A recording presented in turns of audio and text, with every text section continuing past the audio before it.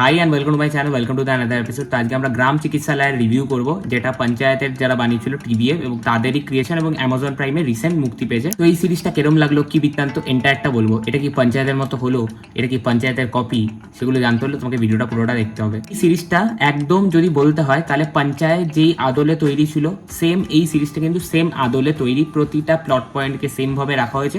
হ্যাঁ, মিলিউগুলোকে চেঞ্জ করে দিয়েছে, অন্য জায়গাতে বেস করিয়েছে এবং যে সিচুয়েশনগুলোকে সেগুলোকে টুইকিং করে ঘুরিয়ে দিয়েছে। বাট যে বেসিক তোমরা যদি দেখো তাহলে জিনিসটা সেম। আর যদি সিরিজটার আমি একটু গল্পটা বলি, তাহলে একটা ডাক্তার আছে যে বাইরে থাকে, দিল্লিতে থাকে, সে এখানে আসে এই গ্রামে এবং সে অ্যাডভেঞ্চার করতে চায় এবং তার মনে হয় যে গ্রামের লোকেরা চিকিৎসা সেভাবে পাচ্ছে না, সেই কারণে সে নিজের স্বইচ্ছাতে এখানে আসে এবং এখানে এসে সে ডেলি লাইফে কী চ্যালেঞ্জেস ফেস করবে, সে কি আদৌ তার এখানে পেশেন্ট খুঁজে পাবে, সেই যে মোটিভের জন্য এখানে এসেছিলো সেই জিনিসটা কি আদৌ ফুলফিল হবে, আদৌ কি সেই পারপাসগুলো সার্ভ হবে এবং এখানকার পলিটিক্স সেগুলো কীভাবে ইনভলভ, এখানকার মানুষের সাথে সে কীরকমভাবে মিশতে পারবে, এটা নিয়ে বাকি জার্নিটা। এবং আমার এই সিরিজটার মধ্যে যেই জিনিসপত্রগুলো ভালো লেগেছে, যে সিরিজটা একটা ডিসেন্ট ওয়াচ, একটা ফান টু ওয়াচ আছে।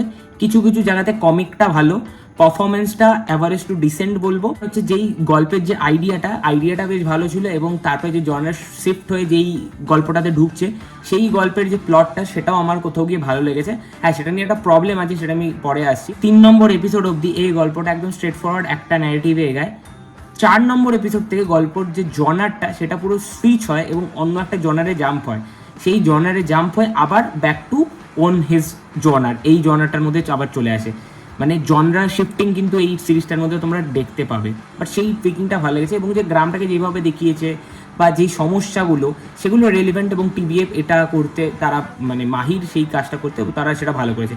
এবার যদি চলে আসেন কিছু নেগেটিভ জিনিসে, তো নেগেটিভ হয়েছে যেটা বলছিলাম, জনরা শিফট হচ্ছে। তো ওইখানে না সিরিজটা মানে মনে হয় কি পুরো একটা আলাদা দিকে চলে গেল এবং আগের যে এতক্ষণ যে আমরা গল্পটা দেখছি সেটার পুরো খেটেই হারিয়ে ফেললো। যেটা আরেকটা সব থেকে বড় প্রবলেম, যেটা পঞ্চায়েতে তোমরা এখনো পর্যন্ত পঞ্চায়েতের সিজন 1, সিজন 2, সিজন 3 সবকটা দেখে নাও, পঞ্চায়েতে কী ছিল, কমিকটা খুব দারুণ ছিল এবং যে ক্যারেক্টারগুলোকে যেভাবে লিখেছিল, ক্যারেক্টারগুলোকে যতটা স্পেস দিয়েছিল সেটা এই সিরিজটার মধ্যে একেবারে নেই। এবং হচ্ছে ওখানকার ক্যারেক্টারগুলো খুব লাইকেবল হয়ে উঠেছিল। অডিয়েন্স ওই পলা চা বলেই তাকে সম্বোধন করে, বিকাশ বলেই সম্বোধন করে, সচিবজি ওই নামটাই, রিঙ্কি, এই প্রধানজি, এগুলোই আমরা মাথায় রেখে দিয়েছি। কিন্তু এখানে আমি এখনই ওই ডাক্তার যে প্রোটাগনিস্ট তার নামটা আমি ভুলে গেছি।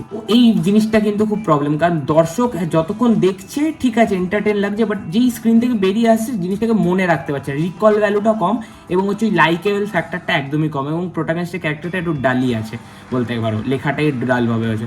So that's my overall reaction about this series. তো তোমাদের এই সিরিজটা যদি দেখে থাকো কেমন লেগেছে ডেফিনেটলি জানিও এবং এই ভিডিওটা কেমন লেগেছে সেটাও জানাও। টাটা।